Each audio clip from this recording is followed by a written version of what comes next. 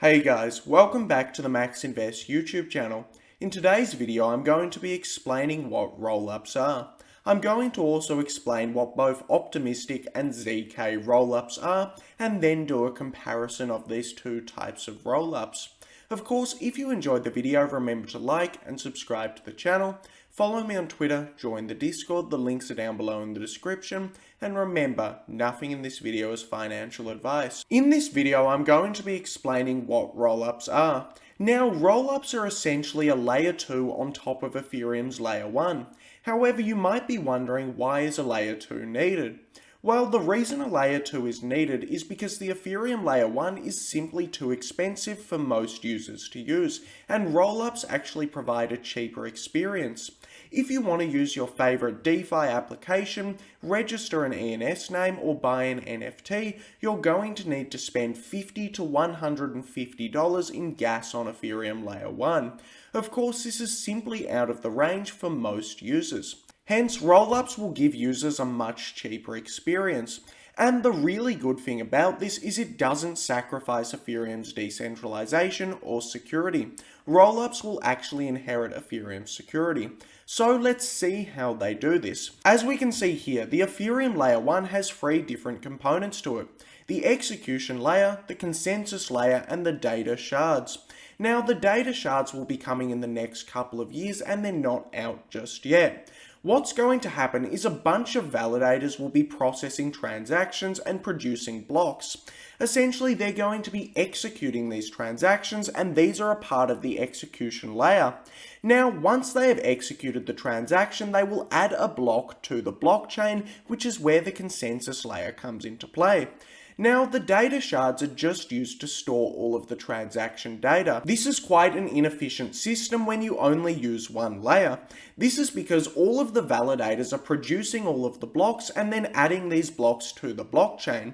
What a rollup means is it means that an external set of validators are producing the blocks. However, Ethereum's layer 1 validators will add those blocks to the blockchain. This essentially means that a rollup can inherit the security of Ethereum while being substantially faster. Basically, what a rollup does is a rollup will do all of the computation off-chain, and then it will post the data from this computation to the main chain, and it will therefore inherit the security of the Ethereum layer 1. One of the big problems with layer 1s right now is the validators of that layer 1.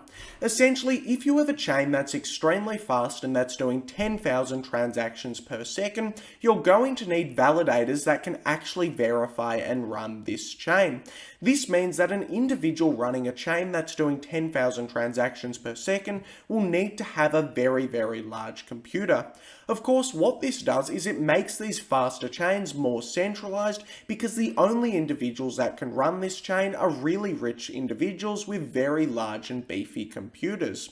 The layer 1 and layer 2 dynamic completely changes this.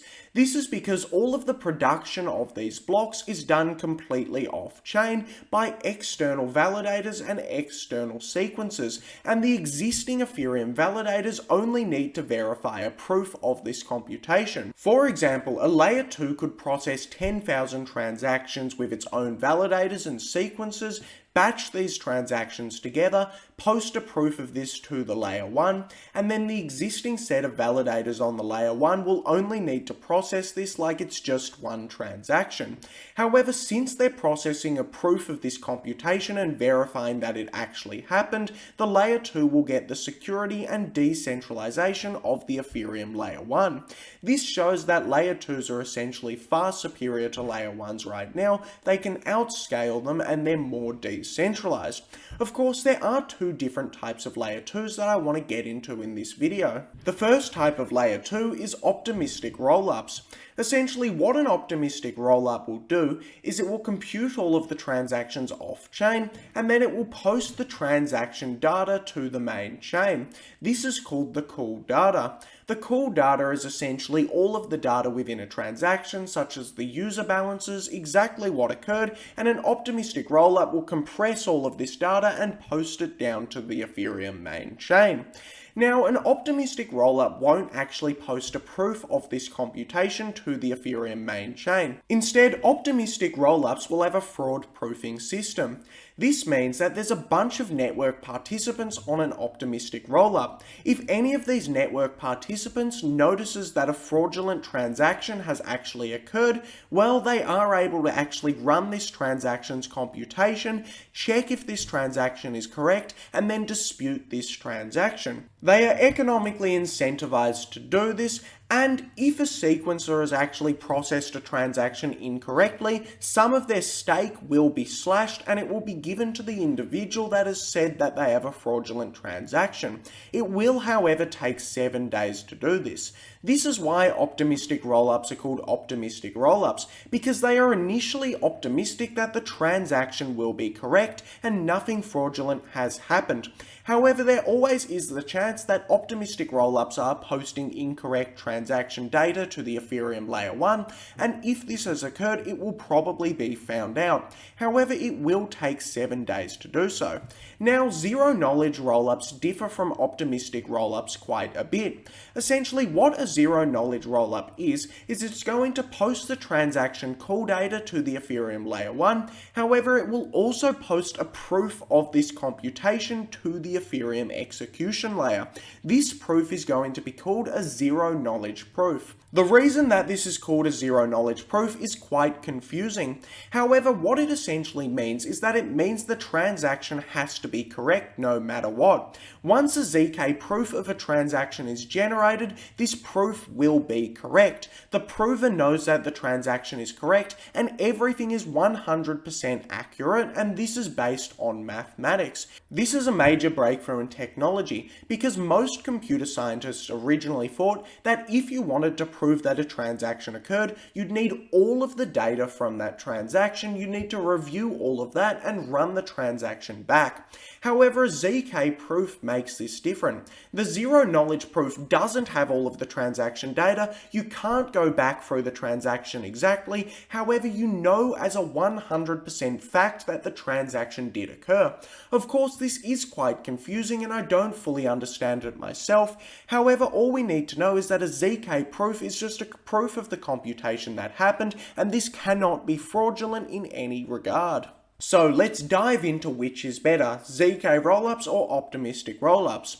Now, ZK rollups are superior to optimistic rollups in transaction bridging. Essentially, if you want to bridge your funds from layer 2 back to layer 1, with an optimistic rollup, you're going to need to wait 7 days. The reason you'll need to wait 7 days is you will need to wait for the fraud checking process to actually occur.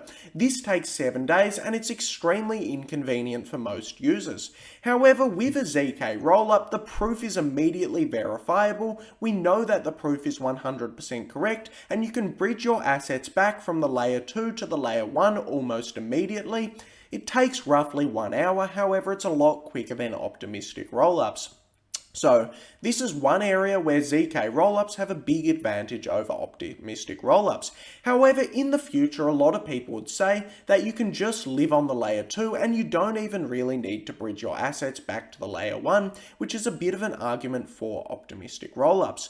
Now, the most important argument to think about in my mind is which is cheaper, ZK rollups or optimistic rollups. The thing that you need to note about ZK rollups is ZK rollups need to have ZK proofs generated. It does actually cost a little bit of money to generate these ZK proofs. This has led many people to argue that optimistic rollups are actually cheaper than ZK rollups.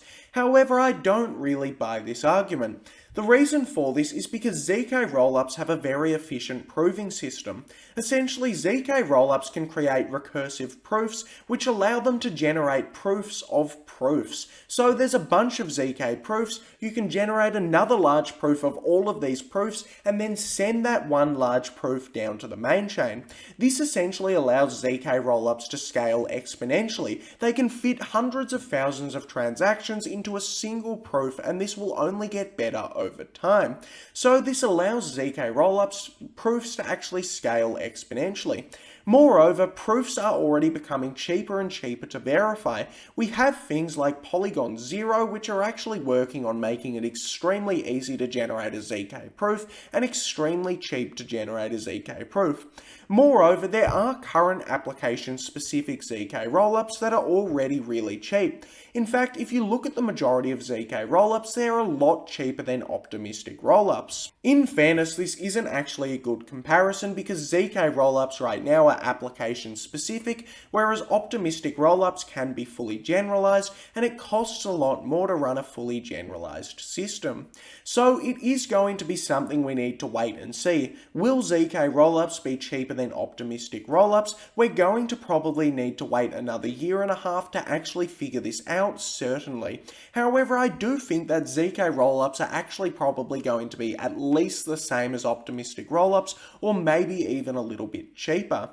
Now, the next thing to talk about is optimistic rollups versus ZK rollups regarding EVM compatibility. Essentially, optimistic rollups are fully generalized and they can actually run the Ethereum virtual machine. This means that you could use an optimistic rollup and use all of your favorite applications on it. If you're using Optimism or Arbitrum, you can use Uniswap, you can use Aave, you can use a bunch of different applications on these with ease. This means that optimistic rollups are EVM compatible and it's pretty easy to actually make this occur. However, with ZK rollups, this is totally a different story. This is because it's quite difficult to generate a zero-knowledge proof of generalized computation. So if a bunch of people are using Uniswap, Aave, and all of our favorite decentralized applications, it's going to be tough to actually generate the ZK proof. This means that there are currently no ZK rollups that are EVM compatible. All of the ZK rollups right now are application specific. Therefore, ZK rollups can only really be optimized for one specific thing. You could have a ZK rollup that specializes in NFT trading, or a ZK rollup that specializes in leverage trading. However, that's really about it right now for ZK rollups. However, in my opinion, I do think that this is actually a short-term problem. I do believe that in the future, ZK rollups will be EVM compatible. ZK Sync are already working on a ZK EVM, and overall, I think that this is a short-term issue. However, this means that if you want to actually use rollups right now, you need to use optimistic rollups if you want to do generalized things. Right now, I'm only really using Arbitrum, which is an optimistic rollup. However, if I do see ZK rollups start to come out over the next couple of years, and I do think they're better than Arbitrum, I will probably move my funds over. Now, the last thing to talk about is trustless visibility and compression. Essentially, I'm not sure how much of this statement is FUD. This was written by an optimistic rollup team, and it's mostly an article in favor of optimistic rollups. However, essentially what it says is ZK systems can cut corners in trustless visibility. This is because a zero-knowledge proof doesn't tell you every single thing that happened in a transaction. All it does is it says what the beginning state of this set of transactions were and what the end state of this set of transactions were. For example, let's suppose Alice submits a transaction paying Bob 1 ETH, and Bob submits a transaction paying Charlie 1 ETH in quick succession.